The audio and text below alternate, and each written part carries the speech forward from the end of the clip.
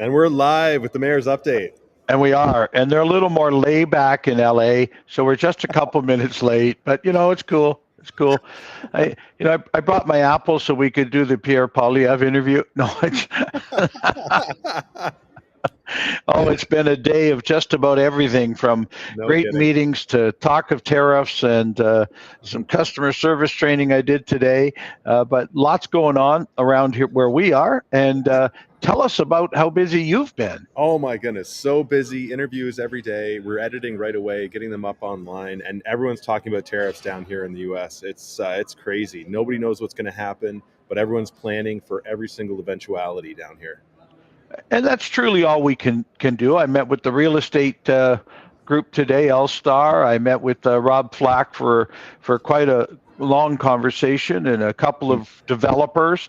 There's a bunch of ways we can go, but it's really, and the stock market took some real heat yesterday and today, but that's not that's hurting the United States way more than Canada at the moment. But I think some of it is, as I keep saying, well, we make great products here. Someone will want to buy them. And it really looks like it'll be the United States that will want to buy them. Now they just have to convince the administration to do it properly. So yeah, and I'm down at this shipping conference in LA, and it's basically there's not a single expert here who thinks those tariffs are a good idea. So I think that bodes well for sorting it out in a positive direction. Yeah, to start nipping at the edge. I'm okay if he wants to negotiate a new trade deal, and this is a negotiation tactic. Great, we can all negotiate. That's not a problem. But just doing stupid things and closing down things like an auto industry across both borders makes no sense to anybody or anybody who I've talked to either. So let's just keep our powder dry, move forward, and see what the rest of this week holds for us. Absolutely. What else is going on in St. Thomas right now? Oh, we had council last night for the first time in about 3 weeks, so it was real exciting. We swore Earl in at the beginning, and then took some preliminary pictures. I saw the photos. Yes. By the way, it is the 144th birthday of the great city of St. Thomas today. That's incredible. So, yes, March 4th is the birthday. So nice picture on social media there. Yeah, well, we've been celebrating. I haven't seen cake yet, but I'm sure someone will come along. I hope they deliver it during the show. Well, I'm here all by myself on this third floor today, so I don't know what's going to happen. It's pretty quiet up here. Yeah. All right, we got a question in from Beth. Yeah. So we see mayors Dilkins cancel the tunnel bus, for example. Is our municipality doing anything in that vein? Well, I believe he canceled the funding of the tunnel bus. The tunnel bus will still move, but we've checked all of our procurement and what we purchase. We have very little municipal purchases because they're local construction projects for the most part. I think we have a fire truck on order from somewhere in the States that we're looking at. We won't have it delivered for 3 years, but we're looking at, what do we have to do if we had to cancel, say, a contract like that. But mostly we've been talking to our local manufacturers, our local industries about local content.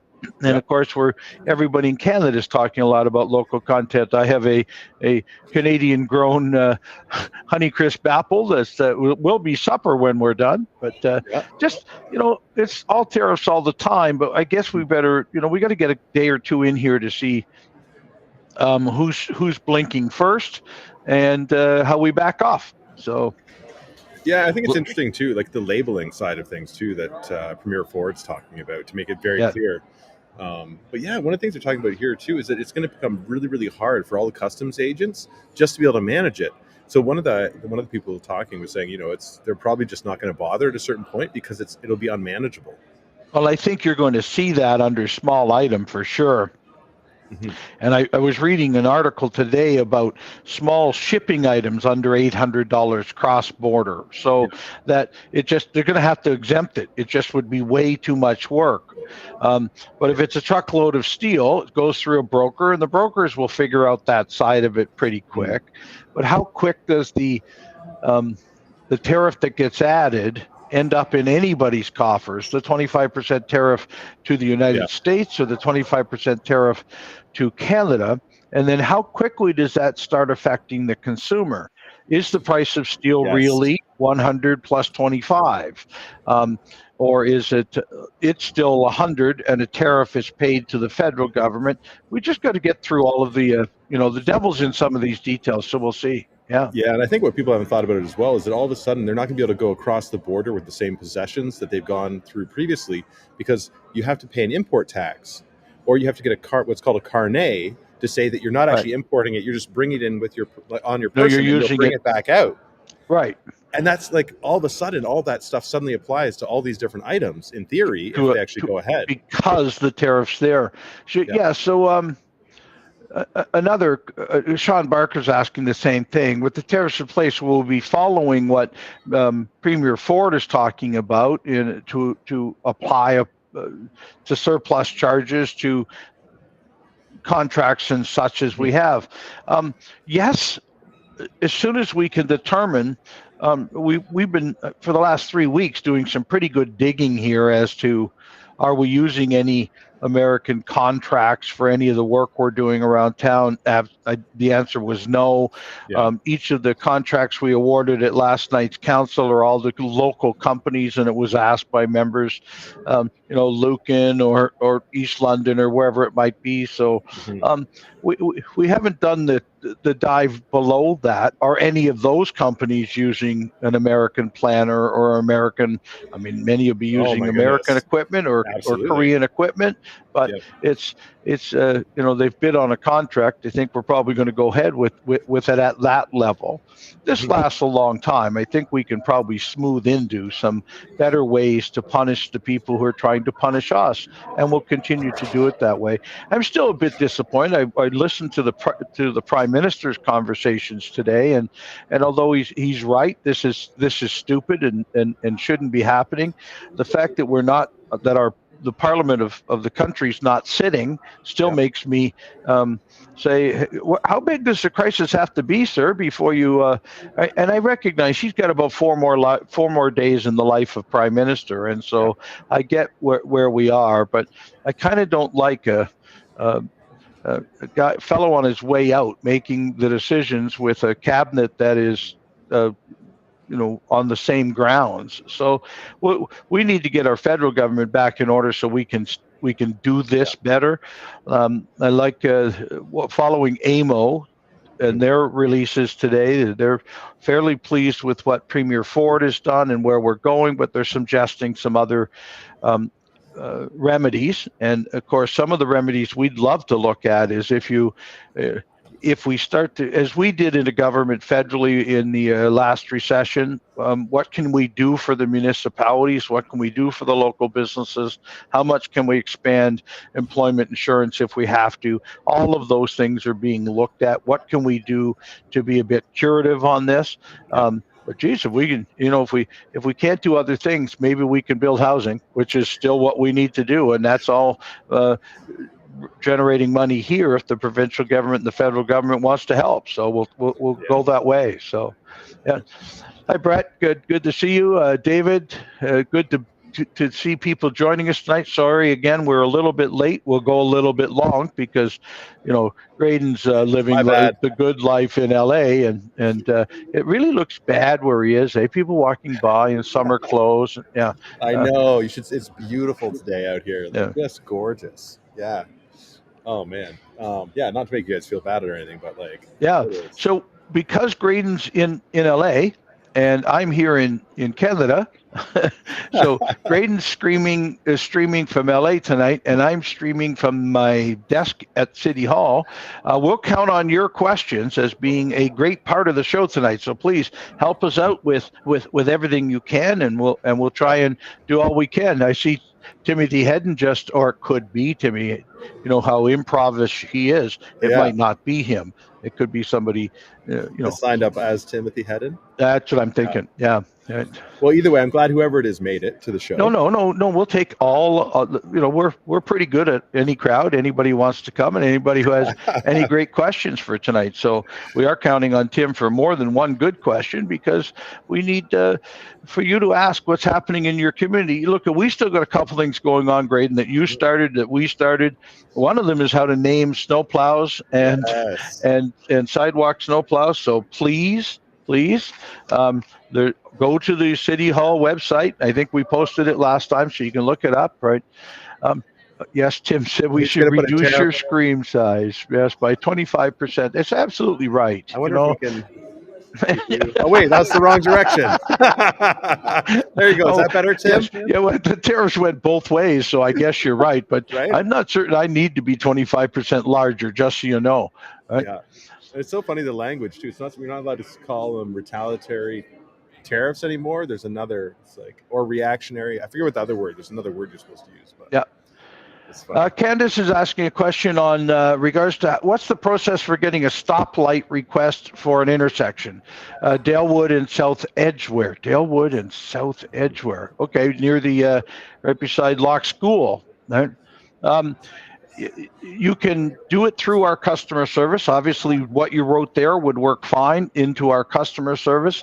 Our traffic people then will look at the traffic in each direction, all four ways at the intersection. That one may only be a three-way intersection, and then decide whether a stop signs or a street light is warranted by traffic, and what times of the day. And I know because of school traffic, you're probably asking that. So that's the best thing, Candace. Let's start with customer service. It's now on Mayor's Update. So as I see Kevin, I'll ask him the same question too. And the city and the police actually produced a video using that intersection to show people how to properly cross, as well as how to properly stop at that intersection in particular.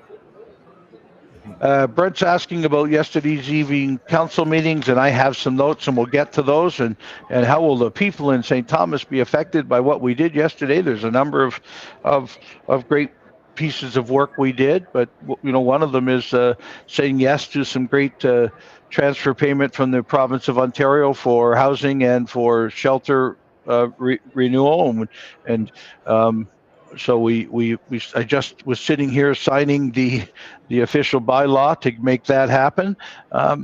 So lots of really unique things that are happening in St. Thomas, but they're more of a continuation of what we've always been doing. We're still doing some great work out in the Yarmouth Yards, and signed an agreement with CN yesterday for how to hook the rail lines up in Yarmouth Yards, and a number of other subdivision agreements for our own builders who are out there building housing here in St. Thomas. So pretty pleased. But the fun part was having Earl take his oath of office to start the meeting and officially put him in that seat, and then assign him committees. And Earl was assigned the Southwest Public Health and, of course, the DDB.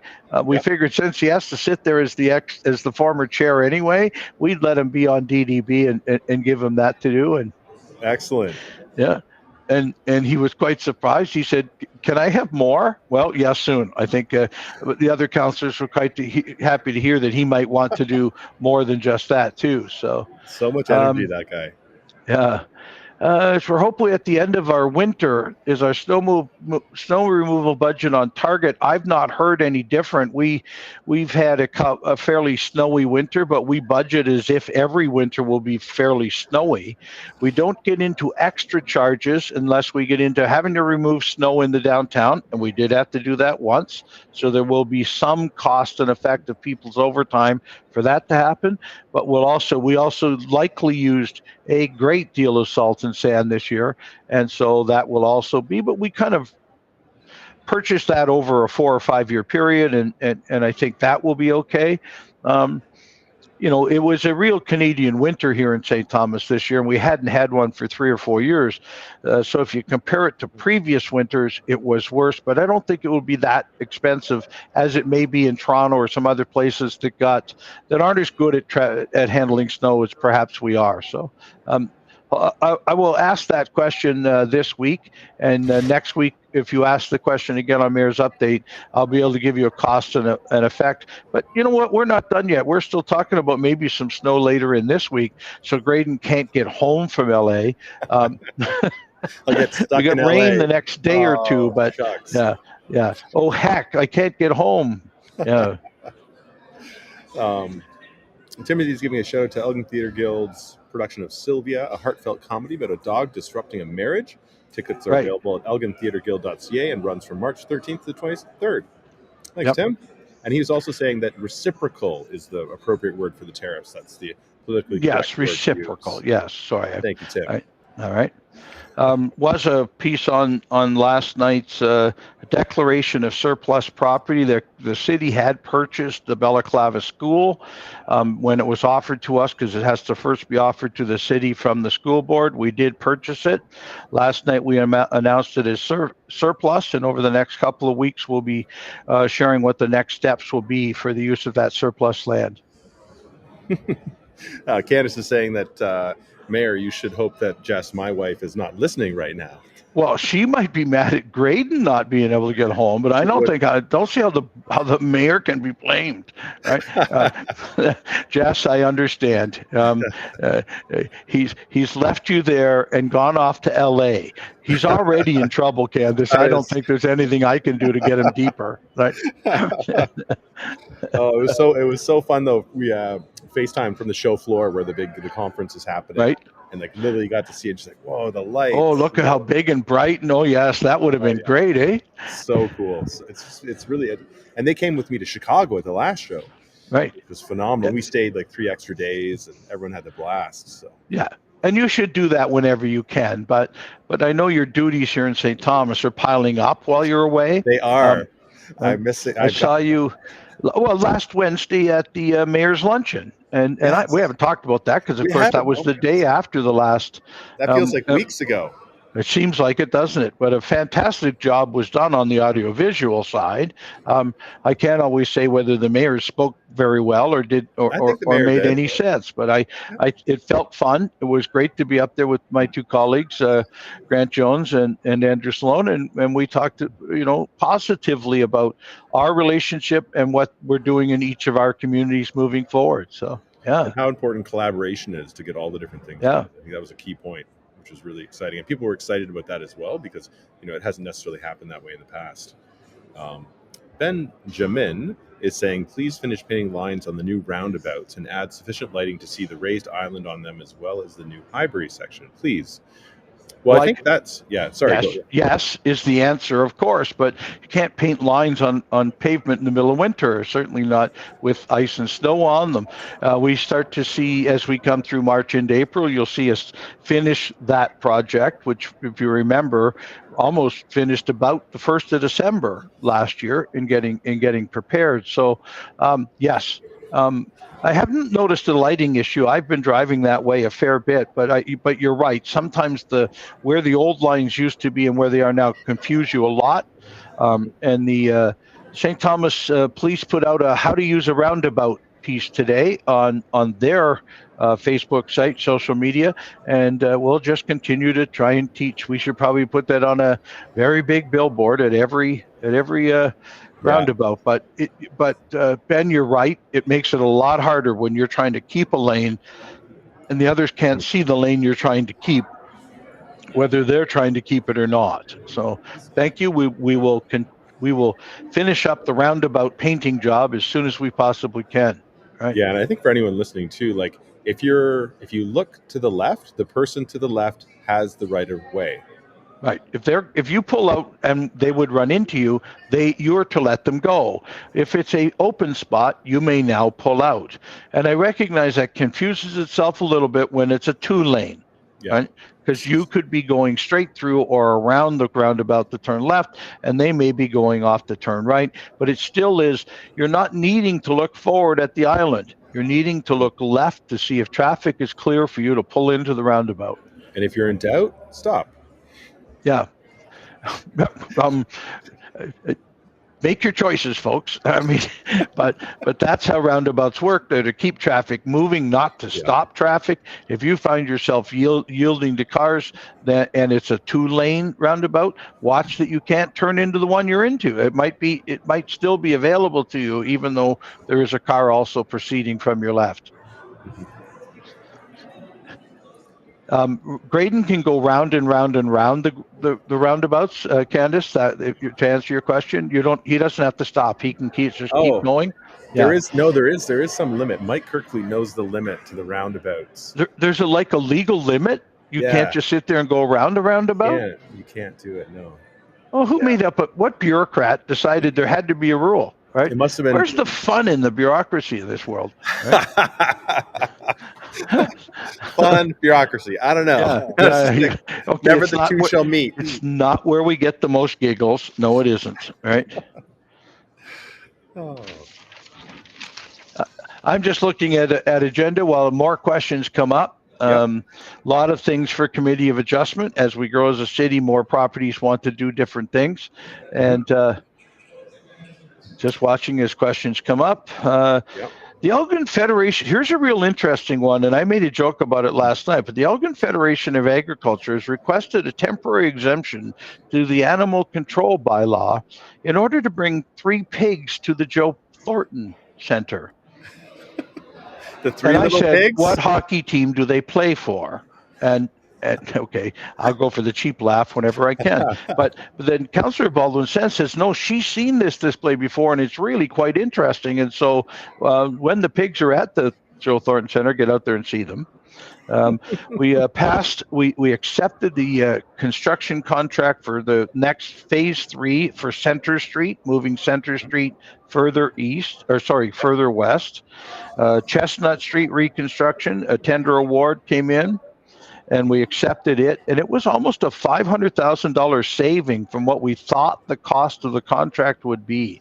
This is another indication of when we finish our budgets early and deliver reasonably low taxes to our citizens, it also allows us to get to the street early and start asking for contracts for this summer.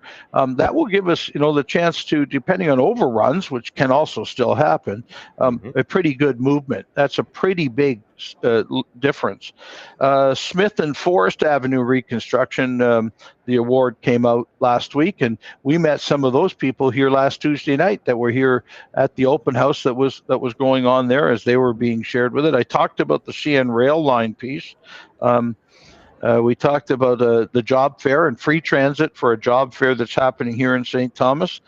And boy, that spring and summer is coming when the kinsmen are asking us for permission on the sale of fireworks and the storage of their fireworks trucks between the May long weekend and the July 1st long weekend. So always a great community service in some of our service organizations. So it's great to see some of those coming forward. So.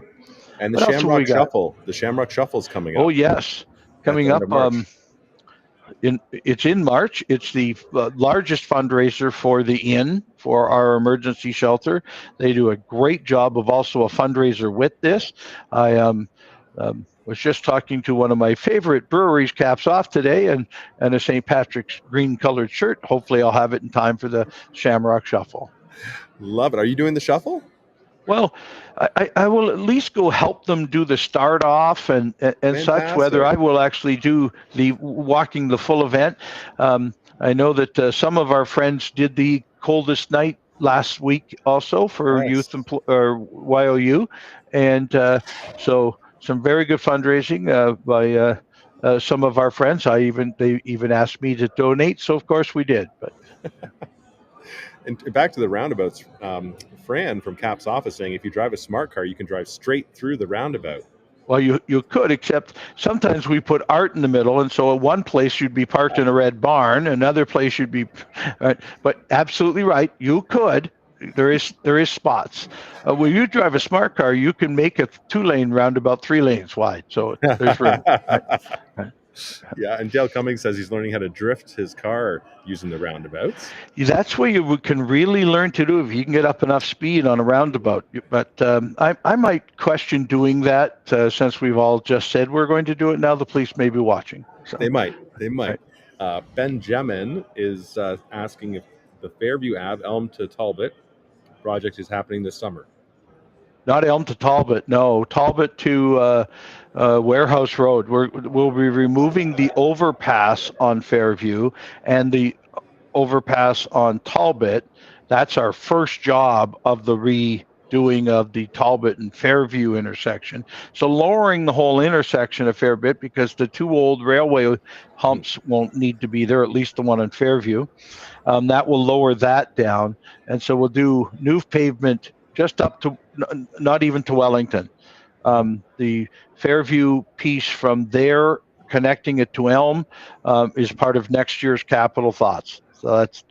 So this one's about removing the overpass, which is a pretty expensive piece to do, and fixing that corner, and then laying the road out next year. Has there been a determination on whether that road is going to go from 4 to 3 lanes yet? The province has said you can't take a lane that's currently 4 lanes and make it 3 if you're for the inclusion of bike lanes. So we will leave it 4 as we look for bike lane a way of putting bike lanes in there with 4.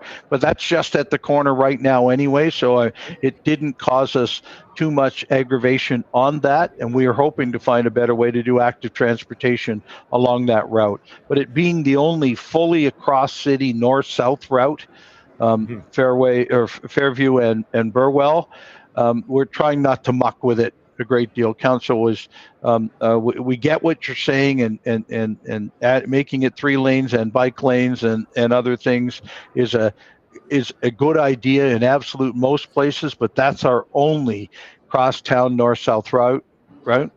Other than Centennial at one side and Sunset at the other. So I think we'll just get started taking down the overpass this year, and we'll have further open discussions on active transportation.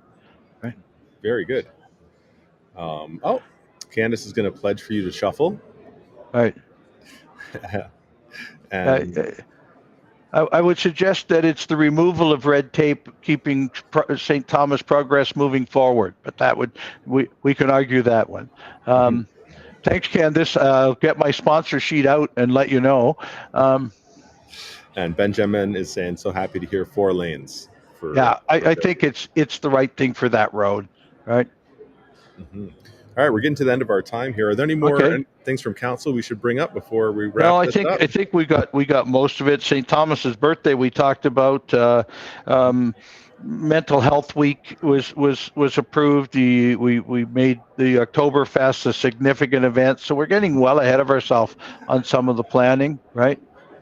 Brett asked, why hasn't St. Thomas developed more north-south routes? There's a certain bypass that would have to cross over, and ravines south of Talbot Street. So our forefathers did not think that through, and the railway land certainly cut through the middle of that too.